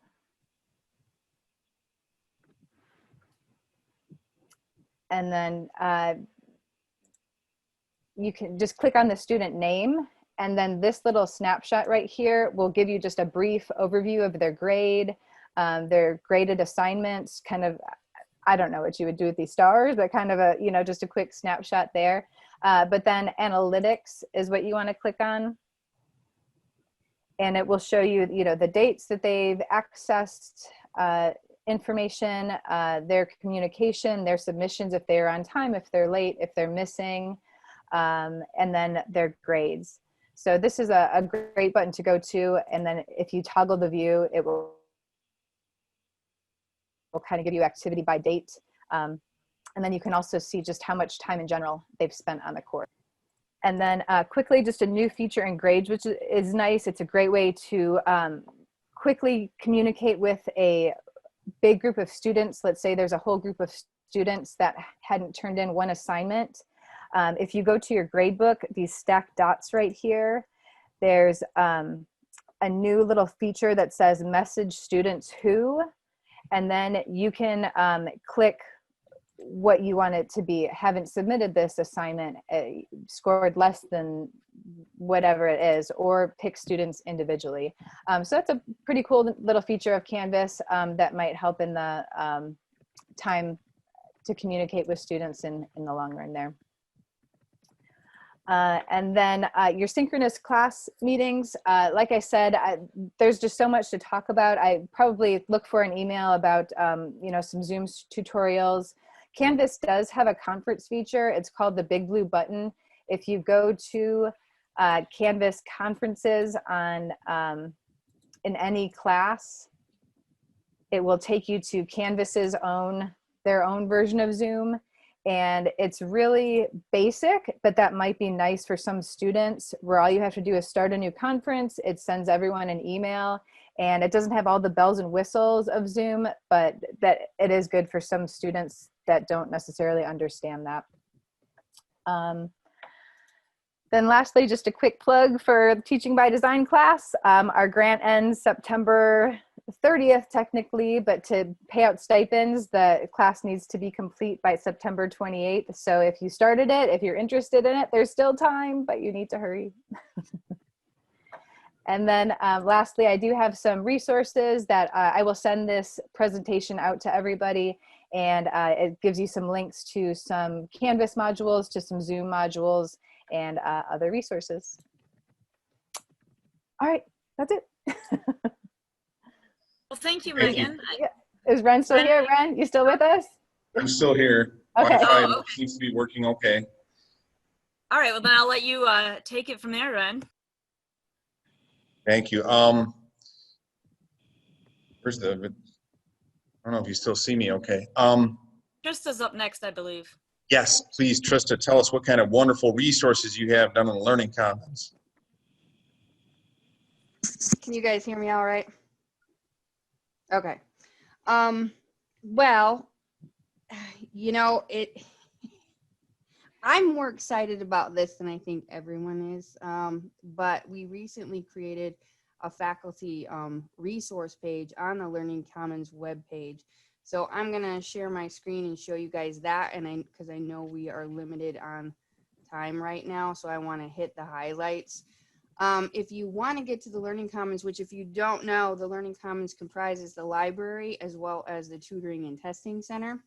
So you can either get to the Learning Commons from academics, or you can go to online services and go directly to library, because I wanted something in online services so that the students knew that the majority or a lot of our resources are actually online now. We do still have physical books, but you know, a lot of the articles and databases are all available online. So when you go to the Learning Commons webpage, the E.J. Shaheen Library and the tutoring and testing tabs are pretty much designed for the students. And I realized that we had a big gap in reaching the faculty. But one thing you should know is that our discovery layer is here, right on the very top, and that will search all of our databases at once. If they want to go to a specific database, they can scroll down a little bit and do databases by subject or an A to Z list. And how, unfortunately, it isn't synced up with their Viking ID and password, and it wouldn't be the same for you either. Eventually we will fix that, but for the time being, to get to any of the resources, you will be directed at some point to if you're off campus, to sign in, and it's your first initial, last name, and then your GOCC ID number. And if you forget that, it's right here in the middle of the page in yellow, and it tells you what your user ID and password is.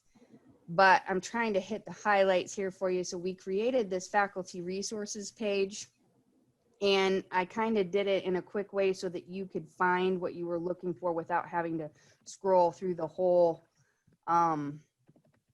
page if you weren't interested. But one of the newer services, actually, I want to take that back. One of the biggest things that you guys might refer your students to the Learning Commons for is password reset. I always forget to mention that, but it's really important because just about everything they need requires that Viking ID and password. So they can call us or they can stop down. And if you have a problem actually signing in, you can do the same thing as well. We won't reset your password for you. We will walk you through how to do it yourself. I always joke with the students that if it's 2 o'clock in the morning the day before the paper's due and you're working on it and you need to get into Canvas, there's nobody there to answer your phone call. So I'm going to walk you through this process now so you know how to reset your password on your own. Just because the password reset, for whatever reason, seems to be a bit cumbersome for users until they get walked through the process, and then we generally don't have a lot of repeats on password reset problems. So you'll refer them to us. But one of the new services that we offer now is Overdrive. You guys have probably seen this in your public library. Unfortunately, ours is a bit smaller. We're doing the best we can. Digital books are exponentially more expensive than physical books, unfortunately, but we're trying to do what we can here. You can use it on your computer, you can use a phone, tablet, on your e-reader, if it's a Kobo generally, and you're just going to sign in. And so on all of these, for you guys on this faculty resource page that I created, I tried to put in directions for as much as possible how to reach these items too. We also, brand new, is Swank Movies, and this is very important because I think that we are showing movies potentially that we may not have appropriate licenses for. And I currently have, I think, 21 licenses available for all of you. And it doesn't matter even if you're showing it in the classroom. If it doesn't have performance rights to it for the whole movie, then we're in violation. So you can sign on to this company and look for a movie and request it. It's really pretty easy. You can put it in Canvas and you can put it in an email, whatever, and you can play it from your classroom. And in fact, you can watch the 3 or 4 movies we currently have at this time. So that's really important that we stay in compliance with copyright and take advantage of what we have through Swank. There may be some movies that I can't get, or if you don't find it on the website, let me know, because sometimes I can contact them and we may have to pay a little bit more to get that movie, but always check with us. And if you don't remember my name, Trista, my email is tnelson@glenoaks.edu, or you can just email the Learning Commons at Glen Oaks, because I don't expect you to remember my name.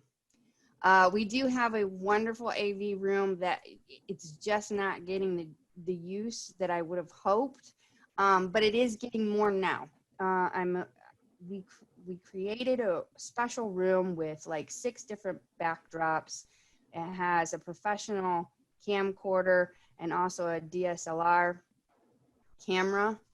And then we also have this podcasting mic set up with a computer and a lapel microphone if you want to video yourself giving a lecture.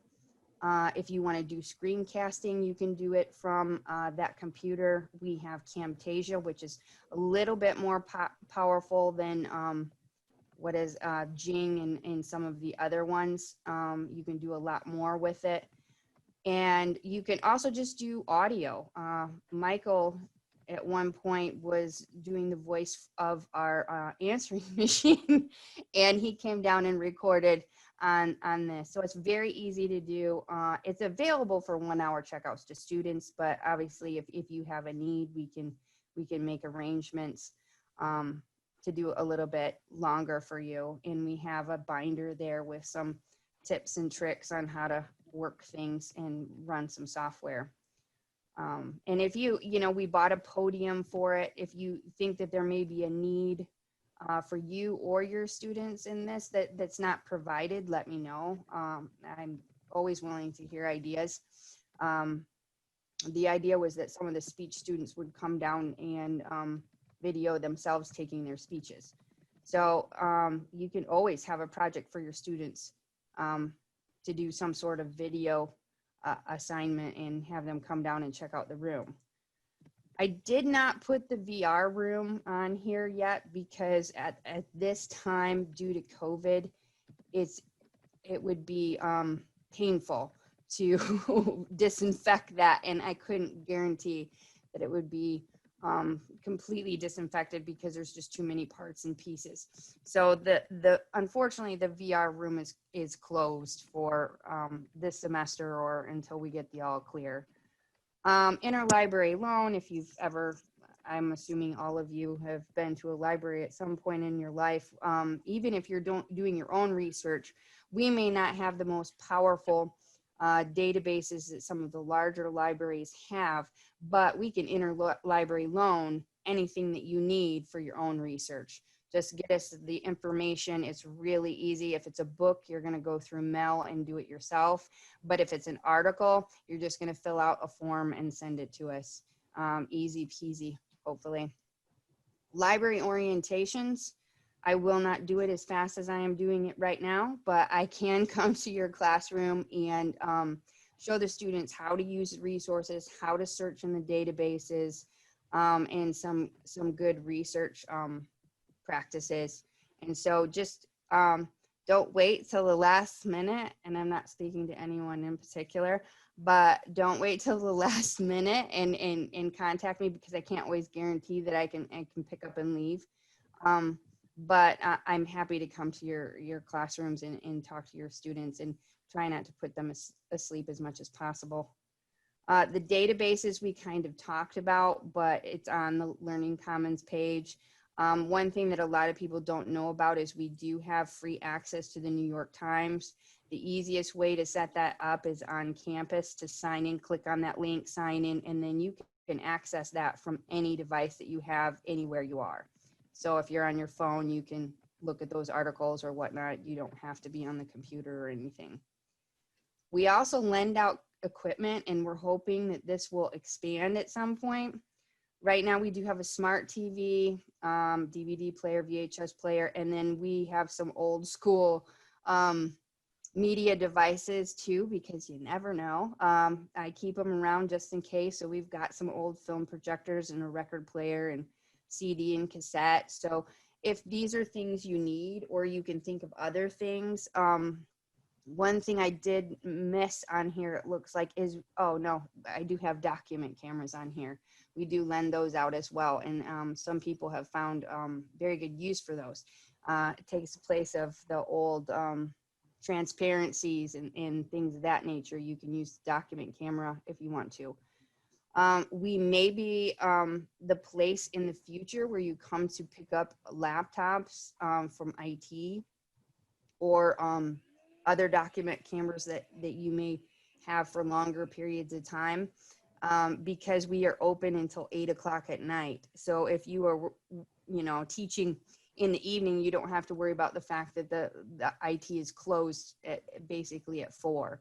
So you'll be able to come up and pick up equipment, or make arrangements with IT if it's something out of the ordinary to drop off to us, and then we can get it to you. So there's some new options coming. As far as testing, I did want to bring this up because if you choose to have us proctor your tests, which we do, we have changed our process of doing this. I've put a link here, and this link goes out to eTrieve directly to the test proctoring form.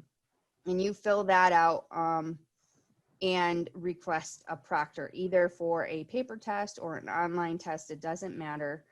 And because this is brand new, I realize that you guys may have questions the first time you do it, so I'm fully expecting that. So if you run into any problems, let me know.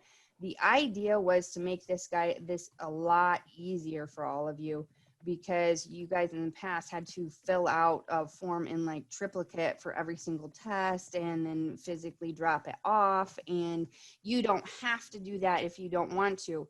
Now you can fill out the form. If it's a paper test, you can actually upload the paper test right with that form. So you don't necessarily have to come down. You could do it all from your desk and go about your day. But if you're old school and prefer to see our lovely faces, I'll still ask that you fill out the form, but maybe drop off the paper test, and that's fine too. But the online form will still need. Another cool thing that we did with that is a lot of times teachers or faculty members teach the same course. So they may have several COM 121s, and they actually do the same test for each one of those. So you can say that you are going to use these tests for all sections.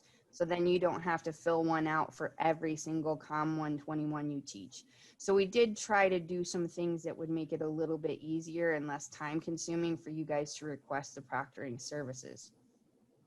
You do need to be very specific on what you are going to allow, because we will stick to that like dogs. And we get a little bit of flack sometimes, but if you say only 3x5 cards are allowed, that's all we're going to allow. The other thing to keep in mind is if it's a paper test, we need to have that deadline and that time limit.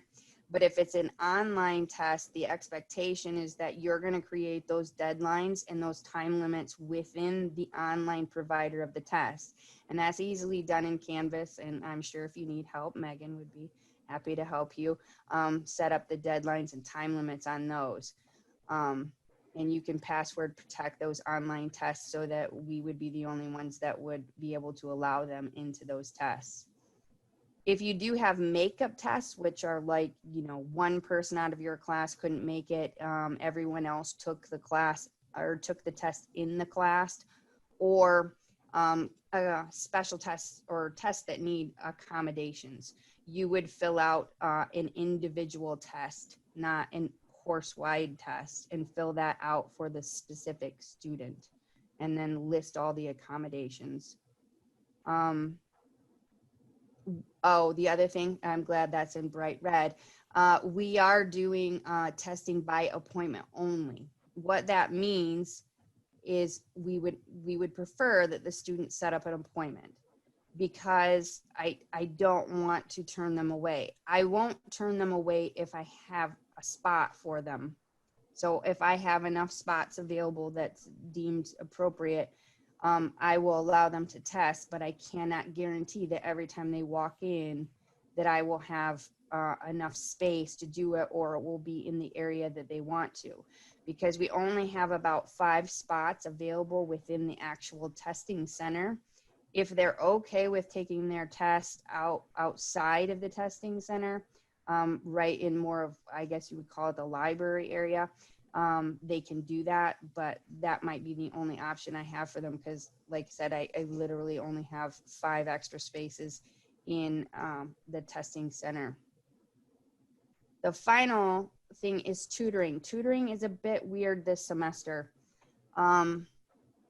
Unfortunately, we've kind of put face-to-face on hold for right now.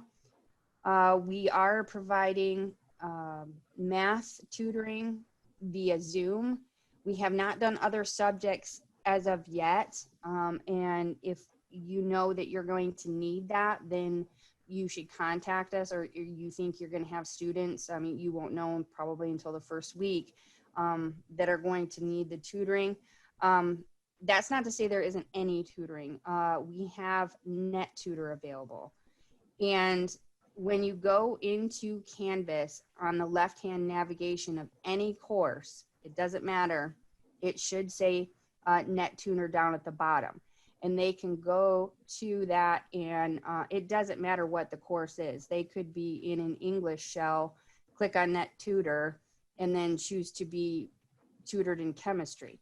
So it doesn't really matter. It's just a link to get to NetTutor. And unfortunately, I can't figure out why, but it seems to be the only way that a student can access to NetTutor. So there is online available that I believe it's 24/7. Oh yeah, I have it right here, 24/7, 365. Whereas our face-to-face tutors would obviously be limited to the 8 to 8, Monday through Thursday, 8 to 4 on Friday. So, and I think that's about it for me. I kind of rushed through it all, but if you have any questions about anything, you can give us a call or stop down, whatever you're comfortable with. Thank you, Trista. And I don't have my agenda. I think Michael's. Yeah, Yes, Michael. I'm actually on here. Can you guys hear me? Yep.